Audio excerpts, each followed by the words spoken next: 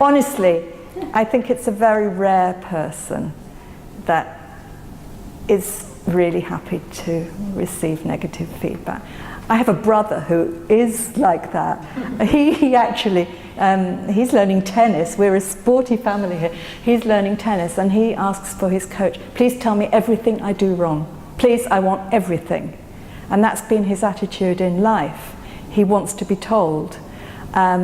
But the tennis coach told him, you are the only person who ever asks for any negative feedback, because it's, you know, it can affect our identity. If you think you are a good journalist or teacher and somebody says, no, you're not, this went wrong and this went, it can seriously affect your identity, you know, your sense of yourself. And so that's another part of feedback, to know how much you're going to hurt somebody. You know, how psychologically, whether they are a very resilient person, someone who can bounce back quickly and will take feedback on board, or whether it's the person who will go away, think about it for a month, a year, you know, feel completely destroyed by it. So there's everybody's different, and I think it's certainly to do with people's psychologies as to how much negative feedback they can cope with. And it is difficult, but I think if someone gives you some negative feedback, it's great if you trust them, but if you're not so sure about them, the immediate thing is to be defensive, to trigger anger, defensive, because you're afraid, because it's an attack. The best thing to do is to stop, actually listen, try and work out, do I understand what they're saying to me? You know, could you give me some examples of this? I don't see this. And then actually go away for a bit and think about it and think if it's valid or not. I mean, it could be that it's not valid, in which case, you know, you can't have people coming at you with things that are just their judgments. But it could be very, very useful feedback, and it could be very valid. But you could have stopped it by your immediate defensiveness. Sometimes you need to disentangle the speaker from the feedback, and maybe the feedback can be really valuable for you, even though you don't like the speaker or respect them or trust them that much. So.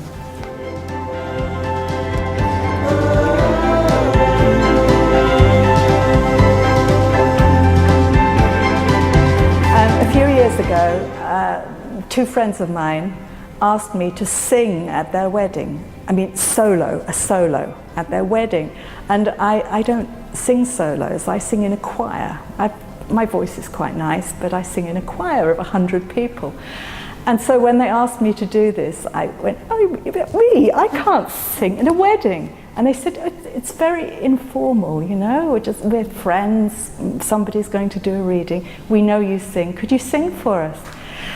And I have a can-do attitude, so I thought, okay, I'm going to sing at this wedding, right? How can I learn right? I've got the song, it's called Someone to Watch Over You. I'm going to learn it, and then I'm going to go for some singing lessons about this song. So I got it okay, and I went along to this singing teacher. Her name was, what's her name? Her name was Deborah. And I sang my song, Someone to Watch Over Me, and I told her the situation. At the end, she's playing the piano, right? And she puts her hands down and she looks at me, no smile, and she goes, to be brutally honest. Can you imagine when I heard that, I thought, oh my goodness. She said, you were out of tune in two places. You moved from your head voice to your chest voice. You lost the words, sometimes they weren't clear. You didn't communicate it very well. You have a lot of work to do. And for me it was like this. I was absolutely shocked because we were absolutely not on the same page. She thought perhaps I wanted to be an opera singer or something. I just wanted it to be nice enough as a gift to my friends and for people to enjoy listening to. And the lesson was supposed to be an hour. I started singing again. Every time she corrected me, stopped, corrected me. Do you know, after about 30 minutes, I lost my voice. I lost my voice because of her feedback. As I said, I don't think I can sing anymore. I went away, and you can imagine, I never went back to that teacher. And that feedback, if I wasn't a can-do, resilient person, would have crushed me. And I don't know if you know, lots of people are told when they're children they can't sing. And they never sing again. You know, it's a terrible thing to do to anybody. So there were all sorts of things wrong with that feedback. But it made me go away and think a lot about feedback and how important it can be. So from that point of view, it was very good. And also, because I'm quite a resilient person, I went away and found other ways to manage the singing at the wedding. And I sang at the wedding, and it was very, you know, people liked it. It was good enough for the wedding, and it was a great gift to my friends, you know. But that was really bad feedback. But another piece, very recently, I have a very good friend called Sarah, and you know, we have a lot of trust between ourselves. And so I asked her, I said, hey Sarah, if you have any feedback to give me, you know, about my behaviour, maybe one thing you think I could change? Oh yes, she said. And I thought, oh no, I've opened a can of worms here. And she said, did you know that every time something goes wrong and it's your fault, you blame somebody else?